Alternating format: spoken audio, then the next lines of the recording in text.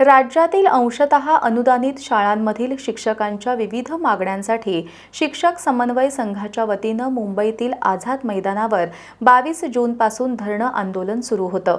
शिक्षण मंत्री दादा भुसे यांच्या आश्वासनानंतर हे आंदोलन स्थगित करण्यात आलं।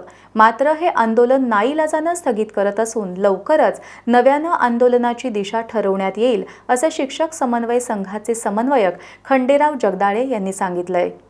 राज्यातील अंशतः अनुदानित शाळांमधील शिक्षक आणि शिक्षकेतर कर्मचाऱ्यांच्या विविध मागण्यांसाठी शिक्षक समन्वय संघाच्या वतीनं 22 जूनपासून मुंबईतील आझाद मैदानावर धरणं आंदोलन सुरू होतं। अनेक आमदार खासदारांनी या आंदोलनाला पाठिंबा दिला होता। आमदार रोहित पवार यांनी आंदोलनस्थळी भेट देऊन शिक्षकांचं मनोधैर्य वाढवलं होतं।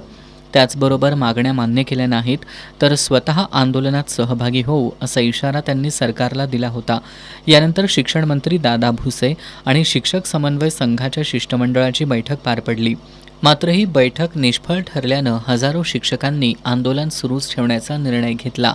त्यामुळे 2च दिवसात शिक्षण मंत्री दादा भुसे आणि जलसंपदा मंत्री गिरीश महाजन यांनी आंदोलकांची भेट घेतली। यावेळी अंशतः अनुदानित शाळांना 31 मार्च 2027ला वाढीव टप्पा अनुदान देण्याच्या घोषणेनंतर हे आंदोलन स्थगित करण्यात आलं। मात्र हे आंदोलन नाईलाजानं स्थगित करण्यात आलं असून पुढं लढा सुरूच राहील। लवकरच आंदोलनाची पुढील दिशा ठरवण्यात येईल असं संघाचे समन्वयक खंडेराव जगदाळे यांनी सांगितलं। 1 एप्रिलपासून वाढीव टप्पा देणार आहे। त्यामुळं हा निर्णय आम्ही मान्य करत असताना जड अंतःकरणाने मान्य केला। कारण आमची अपेक्षा होती की 1 ऑगस्ट 2026पासून वाढीव टप्पा मिळावा आणि आजही तीच मागणी आमची आहे।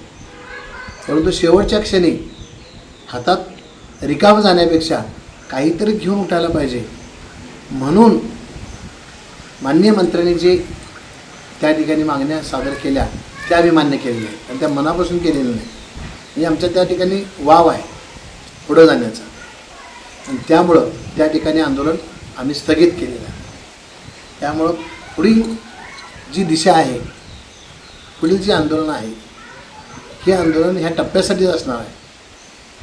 परंतु भविष्यात कोणत्या ठिकाणी करायचं, काय करायचं, कसं करायचं याबाबत नंतर सविस्तर आम्ही बोलणारच आहोत। टप्पा अनुदानित सर्व शाळांना सरसकट शब्द वगळून पुढील वाढीव टप्पे 1 जूनपासून द्यावेत।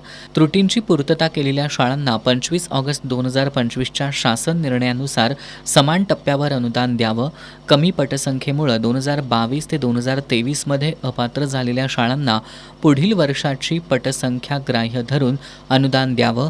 सर्व अंशतः अनुदानित शाळेतील शिक्षक शिक्षकेतर कर्मचाऱ्यांना ठोस पेन्शन योजना लागू करावी अशा विविध मागण्या संघटनेकडून करण्यात आल्यात।